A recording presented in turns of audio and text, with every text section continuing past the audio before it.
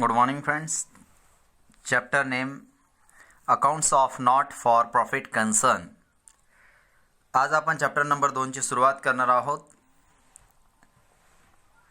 या चॅप्टरच्या टायटलमध्ये जर पाहिलं तर अकाउंट्स असे खाते नॉट फॉर प्रॉफिट कन्सर्न्स म्हणजे अशी संस्था का ज्याचा उद्देश नफा न कमविणे आहे, म्हणजेच सेवा प्रदान करणे. सेवा प्रदान करणाऱ्या संस्थेचे खाते. आपल्याला अकाउंटिंग करताना यामध्ये प्रॉफिट मोटिव्ह नसतो, परंतु एखाद्या वेळेस काही पैसे उरतात आणि काही नुकसान होतो.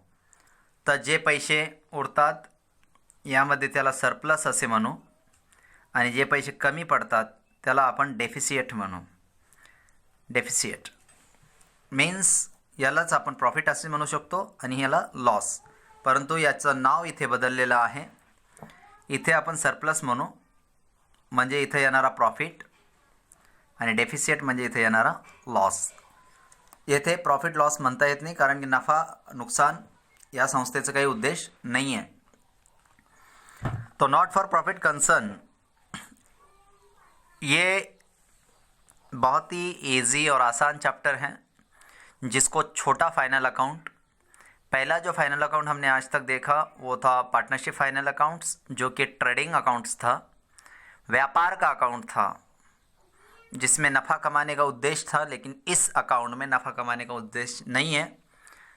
पहले अकाउंट में परचेस सेल होता था, ओपनिंग स्टॉक होता था, क्लोजिंग स्टॉक होता था, यानी ट्रेडिंग अकाउंट बनता था. लेकिन अब इस चैप्टर में ट्रेडिंग अकाउंट नहीं है. प्रॉफिट एंड लॉस अकाउंट को यहाँ पर इनकम एंड एक्सपेंडिचर अकाउंट और balance sheet as it is रहेगी, जो कि हम बैलेंस शीट फाइनल अकाउंट में पिछले चैप्टर में देख चुके हैं. तो ये अकाउंट कौन बनाता है, मीनिंग क्या है, वो उसकी प्रस्तावना डेफिनेशन यहाँ देखेंगे. मीनिंग देखिए, an organisation which undertakes various activities without any profit motive, म्हणजे अशी एक संस्था जी भरपूर काही ॲक्टिव्हिटीज करते विदाउट एनी प्रॉफिट मोटिव्ह, म्हणजे कोणताही नफा न कमविण्याच्या उद्देशाने, बट सर्व्स सोसायटी और general public is called a not for profit organisation. परंतु सोसायटीला किंवा सामान्य जनतेला सेवा प्रदान करणारी संस्था यालाच नॉट फॉर प्रॉफिट ऑर्गनायझेशन असे म्हणतो. एक्झाम्पली क्रायटेरिया, उदाहरणार्थ स्पोर्ट्स क्लब असेल. अभी अकाउंटिंग कौन कौन करेंगे? कोई दुकान नहीं करेगी, कोई फैक्ट्री नहीं करेगी, यानी कोई बिजनेसमैन नहीं करेगा. अब इसको करेंगी अकाउंटिंग स्पोर्ट्स क्लब्स वाले. चैरिटेबल ट्रस्ट करेगी, hospital, schools, colleges, public libraries जो है, chamber of commerce, trade union, religious concerns यानी धार्मिक स्थळे, सोशल वेलफेअर असोसिएशन, सामाजिक जो वेलफेअर होते हैं, समाजाच्या सेवेच्या उद्देशाने जे संस्था टाकल्या जातात, एक्सेट्रा इत्यादी. The objective of this organisation is not to earn profit but to give services.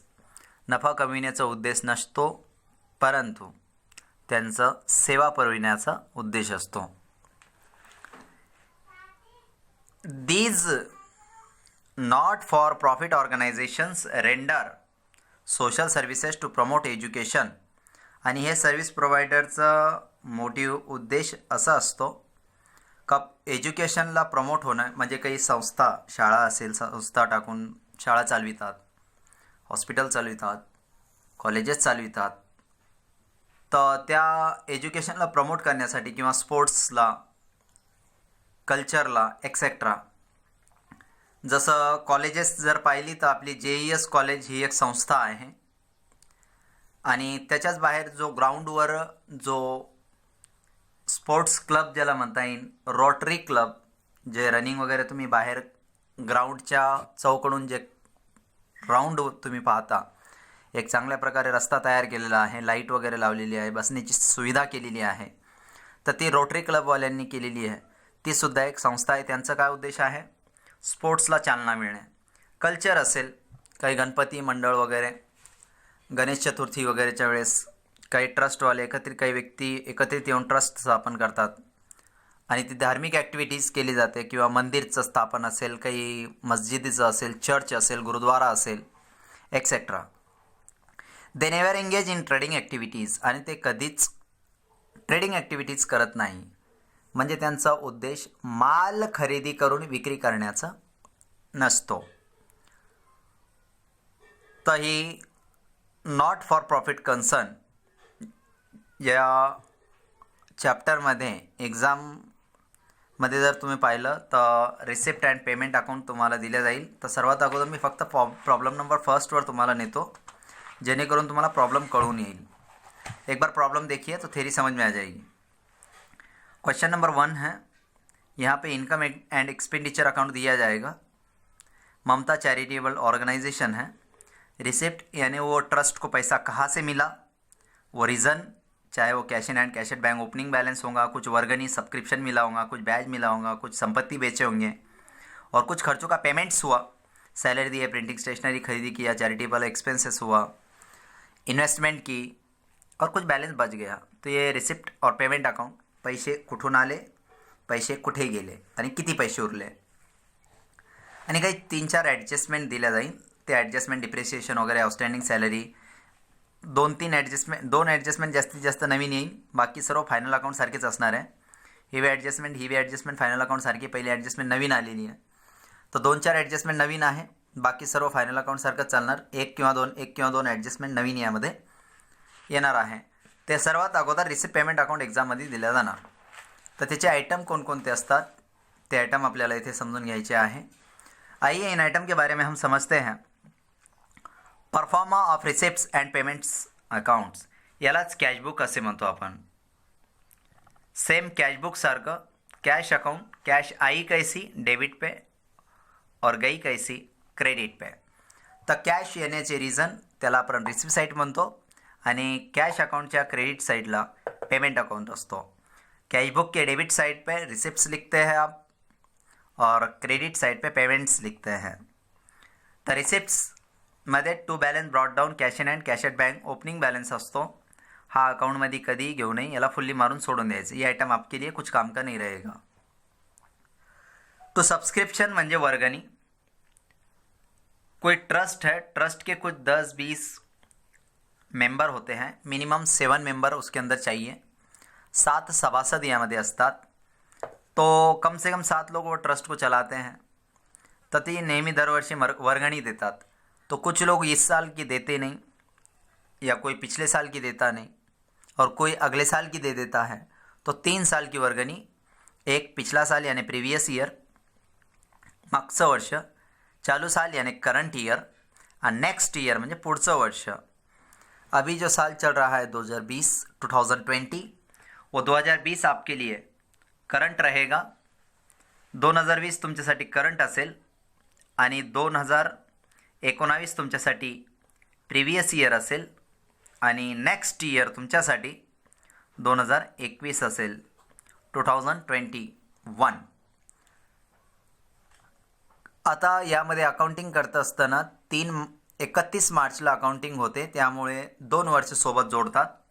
तो 19-20, 20-21 आणि 21-22. जसं तुमचं एज्युकेशन इयर असतं 2 वर्षाला जोडून, सेम तशाच प्रकारे फायनान्शियल इयरसुद्धा 3 महिने पुढं जातो, जानेवारी, फेब्रुवारी, मार्च. म्हणजे 3 महिने एक्स्ट्रा यामध्ये होतात, आणि वर्षाची सुरुवात 1 एप्रिलपासून केली जाते. तर मागच्याची काही वर्गणी मिळाली ती दाखल, चालू वर्षाची वर्गणी किती मिळाली ती दाखल, आणि नेक्स्ट इयरची वर्गणी एखाद्या व्यक्तीने ॲडव्हान्स दिली. जो व्यक्ती इथं पुढच्या वर्षी राहणार नाही, बाहेरगावी परदेशात जात असेल, तर तो व्यक्ती ह्याच वर्षी नेक्स्ट इयरची सुद्धा वर्गणी देऊन जातो. समजा त्याला करंट इयरची वर्गणी येते 1000 रुपये, तर तो व्यक्ती म्हणतो ठीक आहे, अजून एक्स्ट्रा काम करून घ्या, अजून मी 1000 देतो. म्हणजे तो व्यक्ती टोटल 2000 रुपये देऊन टाकतो, म्हणजे नेक्स्ट इयरची. तर हे झालं सबस्क्रिप्शन. प्रत्येक आयटमला ध्यानपूर्वक पहा, जेणेकरून कळून येईल, प्रॉब्लेम समजण्याला सोपं असेल. तो एंट्रान्स फीस याला आपण एंट्री फीस म्हणतो. एखादा व्यक्ती किंवा एखादा खेळाडू किंवा एखादा व्यक्ती एंट्री फीस त्याच्याकडून अपन जमा करतो. एडमिशन फीस, उसको एडमिट करना है यानी अपना विद्यार्थी बनाना है कॉलेज का या स्कूल का, तो एडमिशन फीस घेतली, हे भी सुद्धा इनकम आहे. देखिए रिसिप्ट साइड पे कोई भी फीस मिलने दो इनकम रहेगी और कोई भी फंड मिलने दो वो लाइबिलिटी रहेगी. ये फीस हमेशा इनकम में आएगी रिसिप्ट साइड की. रिसिप्ट साइड के ऊपर जो बैलेंस रहेगा वो क्रेडिट, याद रखिए, credit all income end gains और पेमेंट डेबिट. म्हणजे टू जो दिलेला बैलेंस आहे तो क्रेडिट बैलेंस आहे, यानी यहाँ डेबिट नहीं लिखेंगे, अब ये क्रेडिट है, उल्टा साइड है. डेबिट इधर आ गया, खर्चे का पेमेंट होता है. Debit all expenses and losses. देखिए ऑफिस एक्सपेंसेस, तो रूल क्या कहता है, debit all expenses and losses. और यहाँ देखिए फीस मिली, एडमिशन फीस मिली, डोनेशन मिला, फंड मिला, लाइफ मेंबरशिप फीस मिली, लेगसीज मिली, तर मग याला आपण इनकम म्हणू और इनकम हमेशा क्रेडिट होती है. तो entrance fees, admission fees, donation मिला सादा तो इनकम बोल के लेंगे, और डोनेशन स्पेशल किसी चीज़ के लिए मिला, ये जो डोनेशन मिला ये इनकम है. और डोनेशन फॉर स्पेसिफिक फंड, एखादी व्यक्ति ने बोल दिया कि बाबा तुमको लाइब्रेरी बनाना है इसलिए मैं पैसे देता हूँ, तो ये फंड लाइबिलिटी कहलाएगा, याला लाइबिलिटीवर घेऊ. सारे फंड आपकी लाइबिलिटी रहेगी, चाहे बिल्डिंग फंड हो, प्राइज फंड हो, टोर्नामेंट फंड हो. एखाद्या विशिष्ट गोष्टीकरिता आपल्याला दान मिळत असेल तर त्याला लायबिलिटी म्हणून लायबिलिटीवर घ्यावं. तो लाइफ मेंबरशिप फीस, एखादा व्यक्ति जीवन भर के लिए सदस्य बनना चाहता है तो लाइफ मेंबरशिप फीस भरता है. लेगसीज म्हणजे एखाद्या व्यक्तीच्या मृत्यूमुळे मृत्यूपत्राद्वारे प्राप्त झालेले दान. तर मृत्यूपत्राद्वारे दान, एखादा व्यक्ती मरत असताना आपली पूर्ण प्रॉपर्टी एखाद्या संस्थेच्या नावे करून जातो. जसं मूक बधीरची संस्था आहे, जे व्यक्ती पाहू शकत नाही, बोलू शकत नाही, चालू शकत नाही, किंवा अनाथ आश्रम असेल, अशा संस्थांना एखाद्या व्यक्ती मरता किंवा मरण्याच्या वर्ष 2 वर्ष अगोदर किंवा जीवनभरामध्ये कधीतरी तो एक पत्र लिहून जातो, म्हणजे आपली पूर्ण प्रॉपर्टी माझ्या मृत झाल्यावर, म्हणजे माझं निधन झाल्यावर ती पूर्ण माझी संपत्ती काय व्हावी, तर त्या संस्थेला दान करण्यात यावी. तर त्या दानला लेगसीज म्हणू, आणि ही लेगसीज नेहमी लक्षात ठेवा लायबिलिटी साईडवर यावी. ही रेग्युलर होणारी इन्कम नाही आहे, म्हणून लेगसीज नेहमी लायबिलिटीवर येईल. इंटरेस्ट ऑन इन्व्हेस्टमेंट इन्कम आहे. डिव्हिडंड मिळालं, ऑल रिसिव्ड, लक्षात ठेवा हे रिसिव्ड जे असेल ते इन्कम असेल, डिव्हिडंड रिसिव्ड. गव्हर्नमेंट का ग्रँट मिला, तर गव्हर्नमेंटकडून ग्रँट मिळतं संस्थेला, तर भरपूर लोक संस्था वगैरे टाकतात, त्यात त्यांना सरकारी अनुदान मिळतं, म्हणजे ट्रस्ट चालविण्यासाठी, पब्लिकची सर्व्हिस देण्यासाठी गव्हर्नमेंट काहीतरी आपला वाटा देते. तर ती गव्हर्नमेंट ग्रँट 2 ते 3 करोड मिनिमम आपले GS कॉलेज वगैरे अशा कॉलेजला सुद्धा गव्हर्नमेंट ग्रँट देते. 60%, 40% नुसार. एखादी ट्रस्ट 100%वर असते, एखादी ट्रस्टला 50% खर्च मिळतो, एखाद्या ट्रस्टला 40%, 20%, अशा टक्केप्रमाणे गव्हर्नमेंट काय करते, ग्रँट देते. तर ते सरकारनुसार चालतं. टू रेंट रिसिव्ड, रेंट मिळालं, इनकम है. ट्यूशन फीस मिली, टर्म फीस मिली, सेल ऑफ ओल्ड न्यूज़पेपर, भंगार रद्दी, पेपर्स बेचे, स्क्रैप बेचा, तो ये सारी इनकम है. तर रिसिप्ट साइडमध्ये तुम्हाला उत्पन्न मिळाला. टू सेल, या फिर आपने सेल किया, प्रोसीड ऑफ फिक्स असेट. एखादी असेट आपको अच्छा नहीं लगा, लिया और बेच दिया उसको, तो असेट में से माइनस हो जाएगी. To subscription for annual function, annual function जशी गॅदरिंग असेल तर गॅदरिंगसाठी फीज तुम्ही भरता, तर ती गॅदरिंग फीस कॉलेजची इन्कम आहे. आपलं खर्च आहे ते पाहू नका, कारण की आपण अकाउंटंट कॉलेजचे आहे, स्कूलचे आहे, ट्रस्टचे आहोत. हमारा लॉस हुआ इसका मतलब कॉलेज का लॉस हुआ ये नहीं बोलेंगे, डेफिसिट हुआ, नुकसान हुआ, नहीं. आपका दृष्टिकोण एक अकाउंटेंट की तरह होना चाहिए और कॉलेज यानी आप हो। तो subscription for annual function, sundry income, चिल्लर चल्लर या सारी इनकम मिली, मिसलेनियस रिसिप्ट्स और कोई चिल्लर चल्लर रिसिप्ट हुई। सन्ड्री इनकम में यानी बहुत सारी इनकम इसमें इंक्लूड होती है। लॉकर का रेंट मिला, जैसे पहले मंदिरों के अंदर बड़े बड़े लॉकर पहले बने होते थे और लोग वहाँ पर अपना सोना ज्वेलरी वगैरह सारा बहुत कुछ अनाज पानी वो जमा कर देते थे, तो ऐसे लॉकर वहाँ मुहैया कराते थे की जिससे चोरी ना हो। तर अशा लॉकरचं काय मिळतो, रेंट मिळतो, ती सुद्धा इनकम आहे। एग्जामिनेशन की फ़ीस मिली, टेनिस कोर्ट फीस, टेनिस खेलने का जो कोर्ट आता है टेबल, उसकी फ़ीस मिली, टेनिस खेलने का एरिया। फ़ाइन कलेक्शन, आपने अगर लाइब्रेरी का बुक जल्दी नहीं दिया तो 10-15 दिन के बाद अगर वापस करें तो आपको कुछ फ़ाइन लगती है। यूनिफॉर्म नहीं पहना, आइडेंटिटी कार्ड नहीं है तो आपके ऊपर फ़ाइन लगा दी जाती है, या मिसबिहेव की वजह से आपके ऊपर फ़ाइन लगाते हैं, तो ये कॉलेज की इनकम है, फ़ाइन कलेक्शन। टूर्नामेंट रिसिप्ट्स, साल में एक बार टूर्नामेंट होते हैं 26 जनवरी के वक्त या 15 अगस्त को होते हैं, तो टूर्नामेंट की जो भी इनकम होगी वो रिसिप्ट्स वो इनकम लेंगे। और एक लास्ट टू बैलेंस सीडी, अगर पैसे नहीं बचे, खर्चे ज़्यादा हो गए, खर्चा ज़्यादा हुआ यानी ये डेबिट बैलेंस ज़्यादा हो गया, क्रेडिट बैलेंस कम हुआ, तो ये क्रेडिट बैलेंस हमारा ओवरड्राफ्ट लायबिलिटी पे जाएगा, लायबिलिटी पे। आइए उसके बाद इसी अकाउंट के क्रेडिट साइड में इनकम क्या होती है वो देखते हैं। तो रिसिप्ट एंड पेमेंट अकाउंट्स के क्रेडिट साइड पे जो पेमेंट्स दिया है वो debit balance. By balance brought down बोल के यहाँ ओवरड्राफ्ट बैलेंस होगा, जो भी कि बैंक संस्था के पास पैसे नहीं है, माइनस में पैसा है, वो ओवरड्राफ्ट बैलेंस प्रॉब्लम में इजीली समझ जाएगा। बाय सैलरीज, और आप अकाउंट में क्या बोल के लिखते हैं इसको, टू सैलरीज। अभी तक आप अकाउंट में क्या देखें, बाय सैलरीज को टू सैलरीज, तो याद रखिए बाय को सिर्फ आपको टू करके लेना है और टू को बाय करना है, और जिसको बाय टू नहीं लगा बैलेंस शीट में सीधा लिख देना है। बाय सैलरीज को टू सैलरीज, पिछले साल की सैलरी और करंट ईयर की सैलरी दोनों मिला कर दिया तो दोनों सैलरी एडजस्ट करके लेना पड़ेगी। प्रीवियस ईयर की सैलरी हमेशा नहीं आती है, उसको फुल्ली मार के छोड़ देंगे। करंट ईयर की सैलरी लेंगे। चालू साल का bye rent, rates end taxes, आपने रेंट दिया, रेट्स दिया, टैक्सेस दिया, कब का, पिछला साल, चालू साल, नेक्स्ट ईयर, एडजस्ट करके लेंगे। नेक्स्ट ईयर का रेंट जो दिया वो आपकी एडवांस इनकम है, एडवांस है, ये एसेट में आएगा। चालू साल का जैसे आप P&L के डेबिट साइड पे लिखते थे तो वहाँ इनकम एंड एक्सपेंडिचर अकाउंट के डेबिट पे लेंगे और प्रीवियस ईयर का फुल्ली मार देंगे। प्रीवियस ईयर के खर्चे अगर दिए हैं तो वो लेना नहीं। ऑफिस एक्सपेंसेस खर्चा है, printing and stationery, telephone expenses, postage and telegram post का खर्चा, जनरल एक्सपेंसेस है, इलेक्ट्रिसिटी चार्जेस है, बैंक चार्जेस है।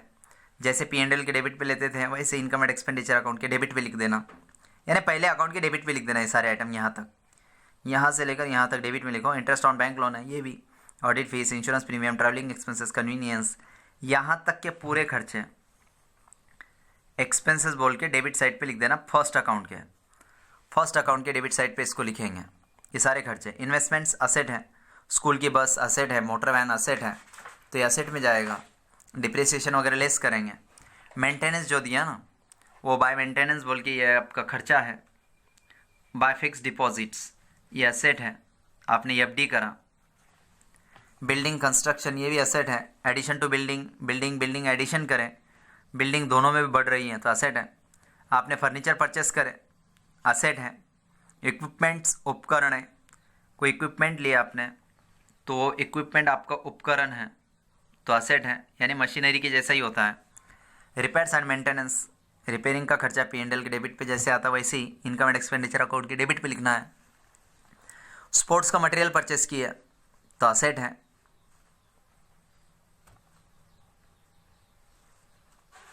बुक्स आपने परचेस किए तो बुक्स असेट हैं। मेडिसिन परचेस किया, मेडिसिन ये खर्चा है, मेडिकल कुछ साल भर से ज़्यादा नहीं रहता इसलिए वो expenses. Investment in securities, government की सिक्योरिटीज़ हो, गवर्नमेंट का बॉन्ड हो, असेट है। Upkeep of ground end lawn, ये एक्सपेंसेस है। ग्राउंड को टिप टॉप रखने के लिए खर्चा लगा तो अपकीप ऑफ ग्राउंड खर्चा है। लॉन यानी घास वगैरह जो होता है। Expenses of annual function, annual function में जो खर्चा हुआ, गैदरिंग वगैरह या और कोई आता है 26 जनवरी 15 अगस्त, साल में एक बार आता है, वो खर्चे। ऑनोरेरियम टू विजिटिंग फैकल्टी, किसी अच्छे टीचर को आप विज़िट देने के लिए बुलाते हैं तो उसके मान सम्मान के लिए हम कुछ खर्चा देते हैं। कोई डॉक्टर एक डॉक्टर को दूसरे डॉक्टर को बुलाता है तो डॉक्टर को बुलाने की कुछ फीस न देते हुए उसका मान सम्मान आने जाने का खर्चा देते हैं तो ऑनरेरियम टू डॉक्टर। टेनिस का खर्चा है, खर्चा एक्सपेंसेस है। कॉस्ट ऑफ प्राइजेस, ये भी खर्चे हैं दोनों। न्यूज़पेपर एंड पीरियडिकल्स सब्सक्रिप्शंस, मासिके वगैरह जो आते हैं, न्यूज़पेपर आते हैं, तो ये चीज़ें P&L के डेबिट पे जैसे आती वैसी पहले अकाउंट के डेबिट पे डाल देना। और ये cash in hand, cash at bank, asset side पे ये लिख देना। तो यही आइटम एग्ज़ाम में आपको इतने दिया जाएंगे, इसमें से कोई तो भी 10, 15, 8, 7, 8 आइटम क्रेडिट के, 7, 8 आइटम डेबिट के एग्ज़ाम में आएंगे। ऐसे 20 से 22 आइटम एग्ज़ाम में रहेंगे और उसे देखकर आपको ये अकाउंट बनाना है, इनकम एंड एक्सपेंडिचर अकाउंट, और एक बनाना है बैलेंस शीट। तो रिसिप्ट एंड पेमेंट अकाउंट अगर समझ में आ गया है तो नेक्स्ट वीडियो में हम proforma of income and expenditure account देखेंगे और बैलेंस शीट आपको ज़्यादा दिखाने की ज़रूरत नहीं है। आइए मैं थोड़ा स्पीड में पढ़ लेता हूँ, इसी में उसको ऐड कर लेते हैं 5 मिनट में। लेकिन पूरा हाफ आवर होगा तो वीडियो 2 GB से ज़्यादा बढ़ गया तो कंप्रेस में प्रॉब्लम होता है, इसलिए ठीक है। Okay, thank you. Next video में इसको देखेंगे।